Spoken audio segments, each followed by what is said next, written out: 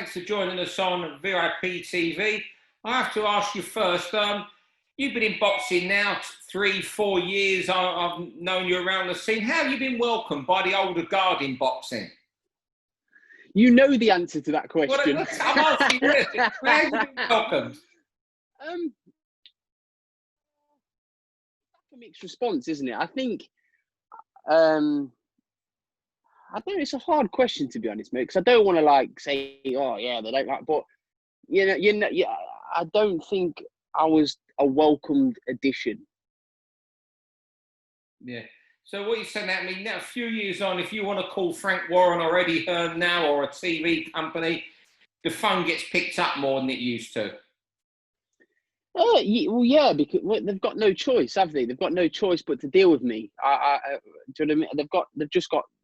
It's no choice. Like, I mean, Eddie Hearn's like closer to my age than Frank is, but I've got a good relationship with Frank. Yeah. I mean, and Frank's always given me respect.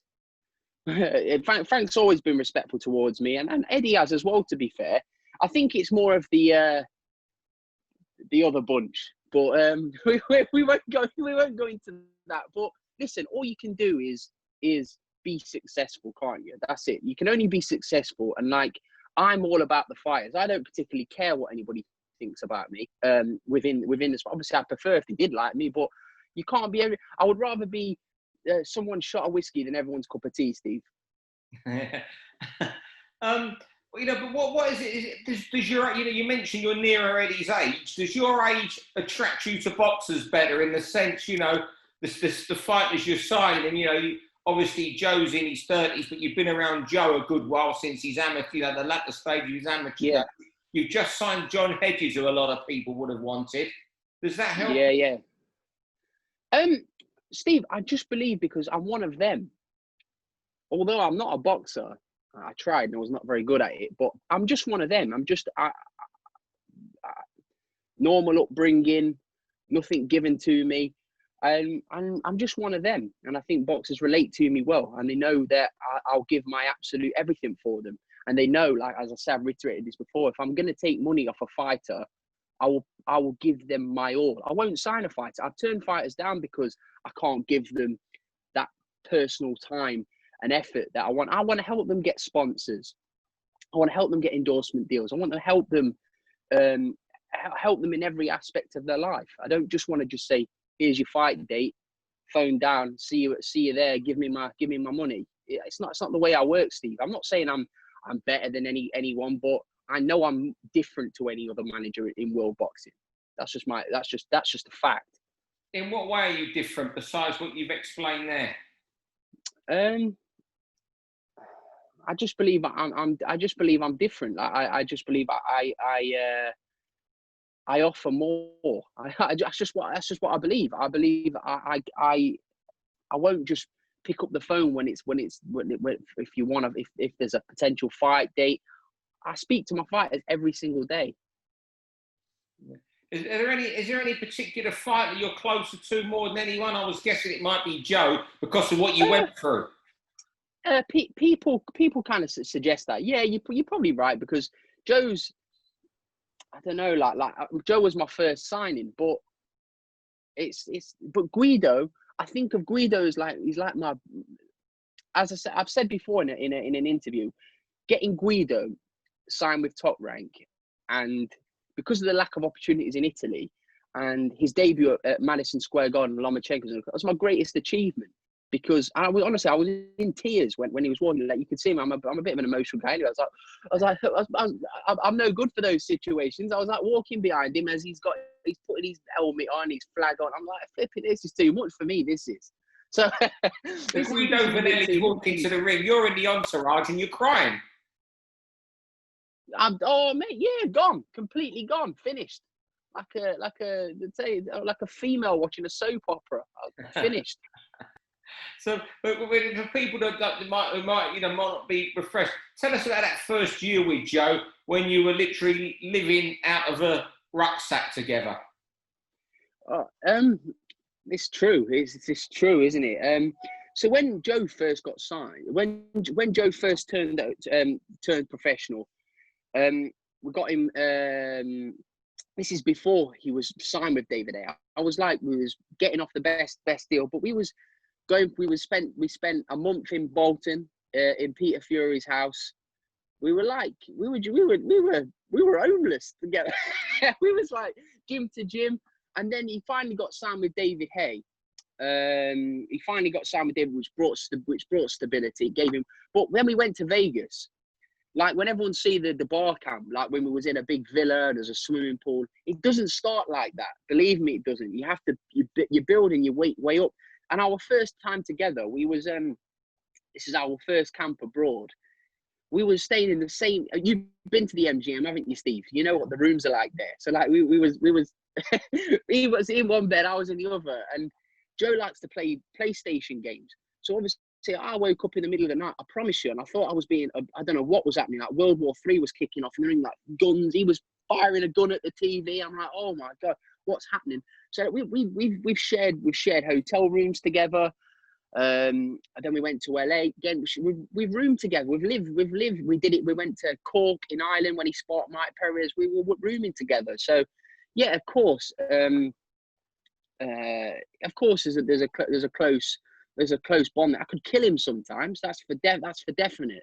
Like Joe will ask me questions like I help Joe in every aspect, like getting his car sorted out for him. Like we do everything for him.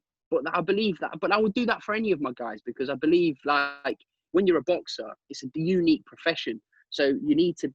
It's a selfish sport. You've got to be selfish, and that's the only thing. You're getting punched in the face for a living. You need as much help as you need as much weight taken off you as possible. So I'll help in every aspect of their life as much as I possibly can. That goes for all of them. Yeah, it just seems. You know, when I speak to Joe, and obviously to you, the closeness is obvious. But you're completely different personalities. You're quite extrovert, you know, man about town as such, you know, groom the beard every morning. Joe just gets out to the gym. I don't know, if you saw me on a street corner, you'd flick me 50p if you didn't know me any better today, wouldn't you? I need a haircut terribly. No, yeah, listen, I love Joe to pieces, but as I say, like I've signed John Hedges, and I don't listen, Steve. I'm in a very, very, very fortunate position. It humbles me when kids reach out to me, quality amateurs, to say, "Oh, will you sign me?" and stuff. And I've got to be every part of me's got to be invested in it, Steve, because I will not have a huge stable because I can't. Me and Adam can't give our service if we have a huge stable. Do you know what I mean? Like when we signed John Edges, I love the kid straight away because of his attitude, everything. His dad's a lovely guy.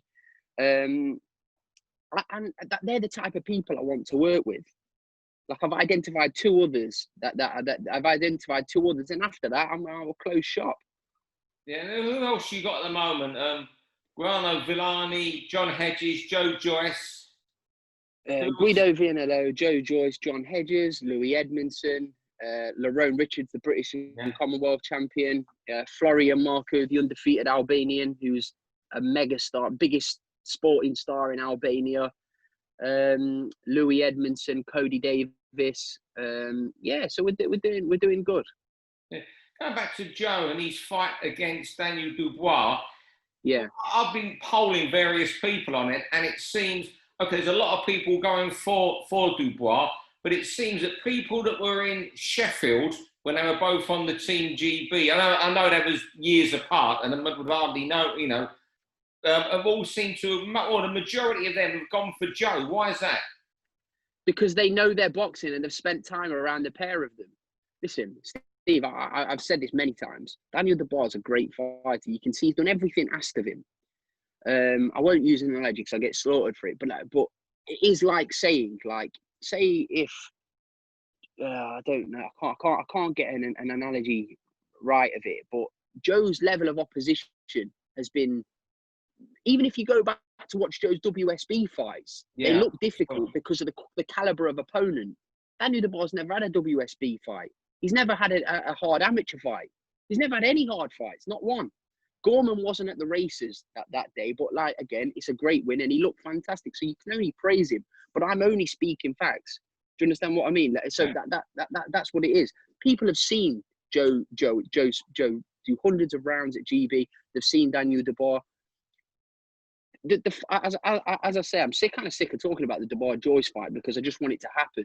But Dubois has to flatten Joe in 3 rounds. If he doesn't, he's bollocks. Fair. That's a fair.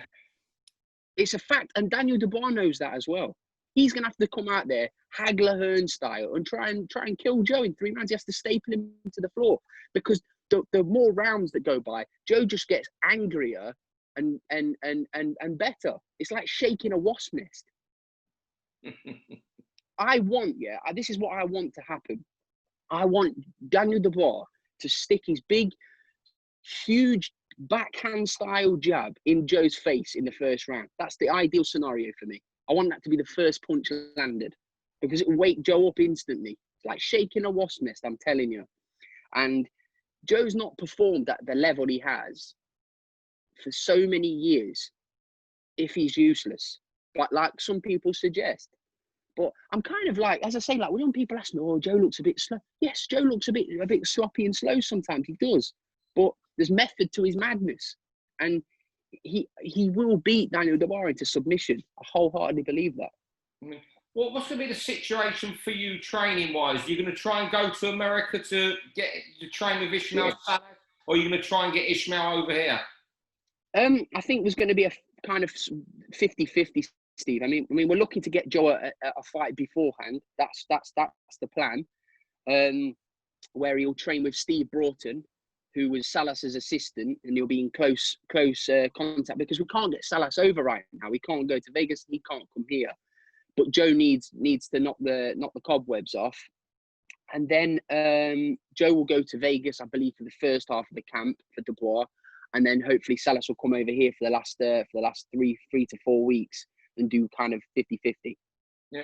So another one of your champions, the British super middleweight champion, Lerone Richters. He's got a fight against Umar Sadiq.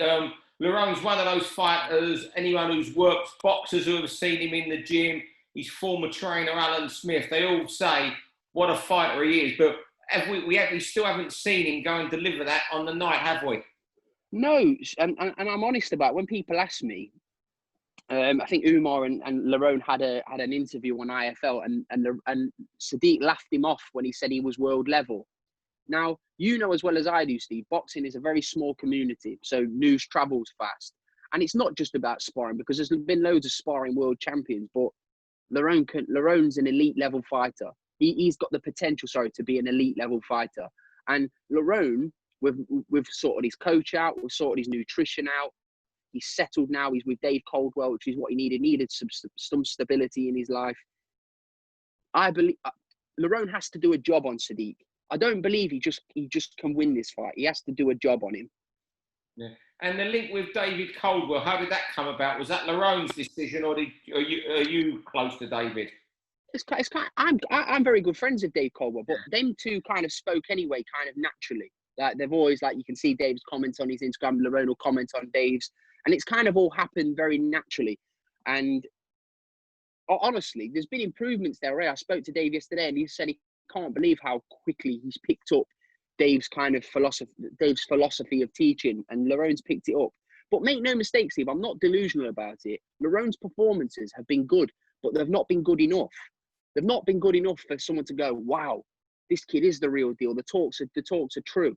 He's not. He's just cruised to wins and all kind of an autopilot finishes. Like the Lennox Clark fight was very disappointing. I remember being in Las Vegas, and I was thinking, he can stop this kid. Do you know what I mean? Lennox was a good, strong fighter, but he was done. He was spent in the fourth or fifth round, and Lerone never put the foot on the gas. He needs to get more spite in him. I think that's what the word is. He needs a bit more spite. I saw him spar in the gym, and Salas was just like, Sam, this kid is so talented, so talented. And I was just like, we just need to get this out of him on Fight Now. And I do believe the penny's going to have dropped with Lerone, and he realises that you have to be beating, no disrespect, the Tommy Langfords and the Lennox Clarks of the world. If you want to be a world champion, you have to be beating these guys a lot better. And Umar Sadiq, who I rate, by the way, is a very tricky boxer, and I like him as a person as well. But I believe Lerone's a level above Umar Sadiq, and he'll do a job on him. Finally, back to yourself, as you say, you've had a lot of success in your relatively short time in professional boxing. Yeah, thanks. Do you see? Well, you've done well. You know, there's no. Thank you. It's facts. You know.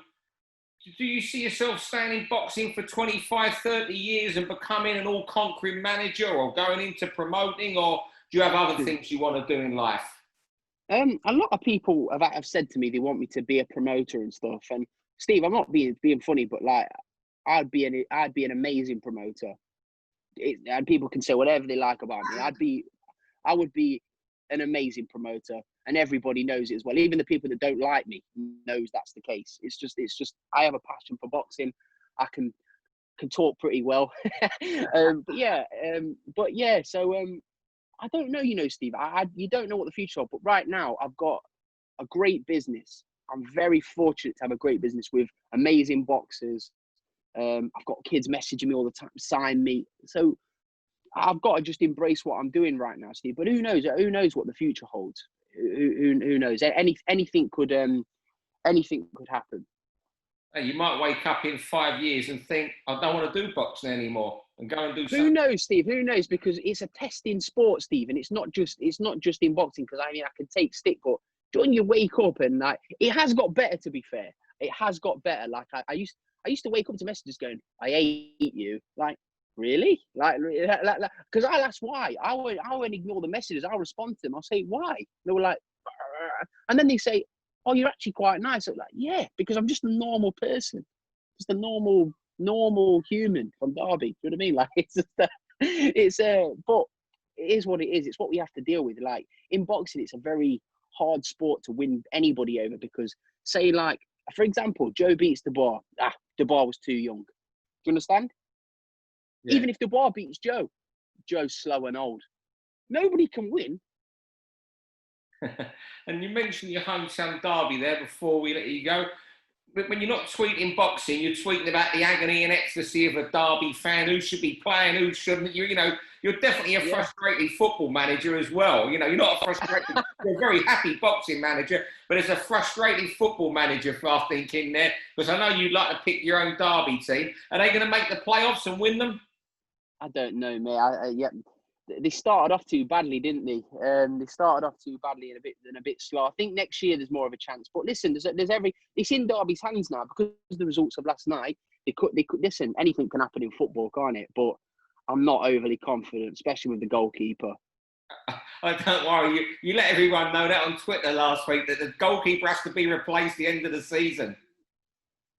Yeah, oh God, he has to. Yeah, he's got to. I don't want to jinx it. There's no offense, Ben Hamer, but I'm not a fan of the goalkeeper. Sam, brilliant talking to you as always. I know you're a busy man and you've had to move schedules around to do this. We thank you all a lot at VIP TV. Thanks, Steve. I appreciate it, mate. Always a pleasure. For all boxing info, news, and latest interviews, amateur and pro across the north, click and subscribe. VIP Boxing Promotions. Also, Twitter, Instagram, and Facebook.